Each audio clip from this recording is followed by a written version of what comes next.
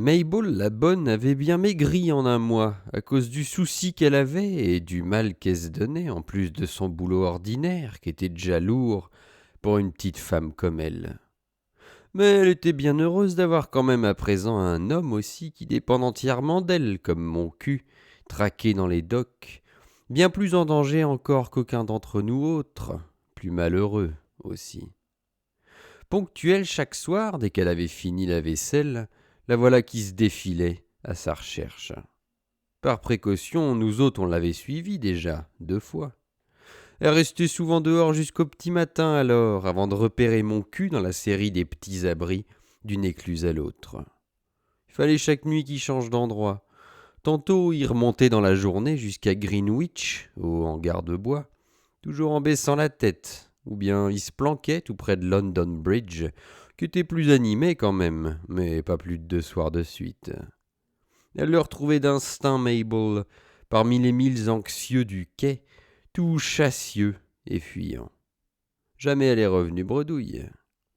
Aux nouvelles, on a su qu'il s'était fait remarquer déjà à cause de sa gueule, par-ci par-là.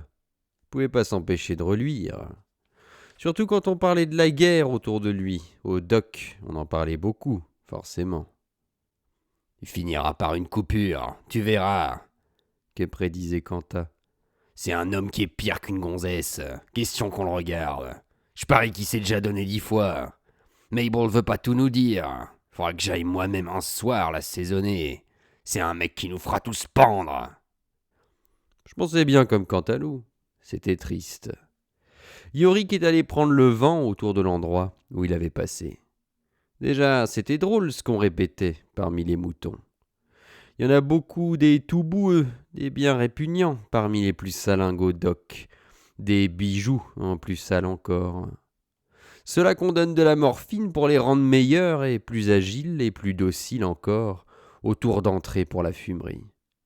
Ils sont plus verts de peau que les autres, des vrais serpents bien glaireux. Ils se tiennent au coin des petites cantines à thé, soi-disant recrues de fatigue. Ils écoutent tout ce qu'on dit autour, tout ce qui passe, ils retiennent les ragots, les bouilles nouvelles. Ils font rien, ils sont lucides comme des angoisses. Mon cul, on l'avait bien prévenu pourtant qu'ils se gaffent. Il pouvait pas s'empêcher de leur causer. Avec un œil en verre, c'est repéré tout de suite un friment, même là que je dis, dans le vent moisi des bassins. Ça travaille la haine sous la pluie, ça mijote. Ça ravage le fond des morpions et des par-dessus. Ça siffle la dent pourrie, douloureuse encore. Ça siffle alors un coup de froid dessus, comme la boue en plus. Je sais tout cela. C'est dur, l'esprit à conserver. Bien, on irait donc le voir. C'était entendu. Le raisonner. Si on le laissait avec Mabel qui approuvait tout, dans 8 jours il aurait cassé la cruche, mon cul. Pourtant, ça allait pas mal, d'ailleurs.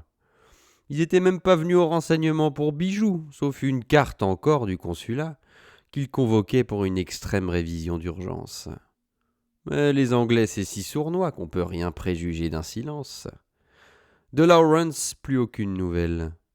Ça nous faisait triste alors, mais on aurait bougé pour lui qu'on l'aurait perdu, en définitive. Comme ça, tout seul, il pouvait se défendre encore un petit peu. Nous, on ferait qu'aggraver son cas, lui donner d'autres torts, rien qu'être avec nous. On pouvait plus rien. Le plus urgent, sûrement, ça serait de trouver une autre planque pour le mon cul, qui commençait à devenir, qu'on disait, une figure des docks.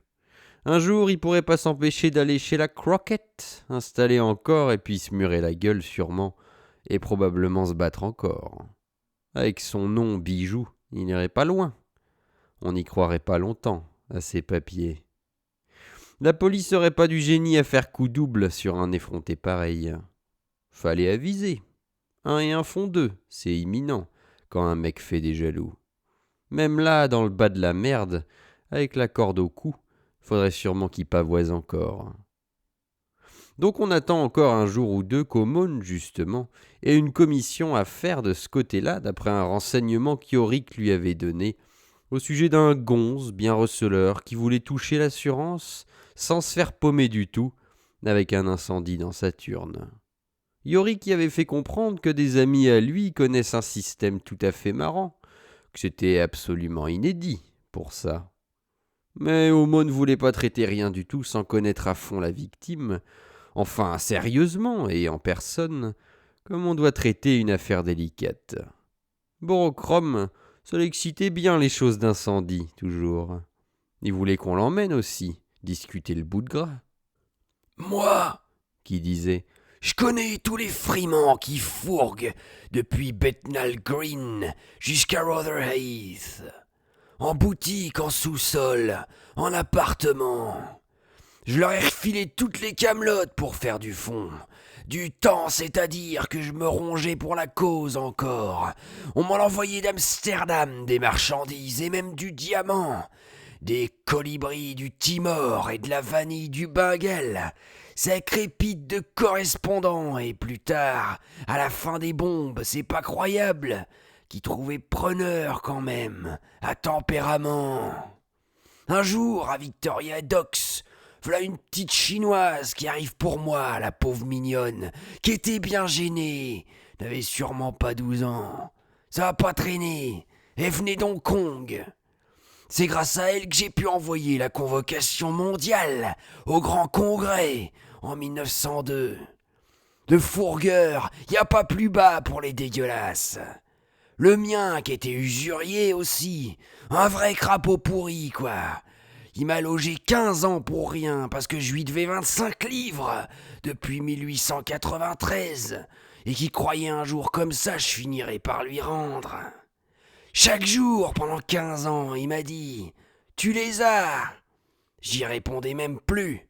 Je montais là-haut me coucher. Si on pouvait se promener, j'irais t'en faire voir un à Stratford, nouvelle ville de l'autre côté des Works. Chen, au fond, il a mon métronome et mon dentier, depuis 12 ans chez lui. Quand ça se trouve, j'y demande des nouvelles de mon métronome, ça me gêne. Mais mon dentier, je m'en fous, je m'en passe. D'abord avec je mangeais trop vite, il me coupait.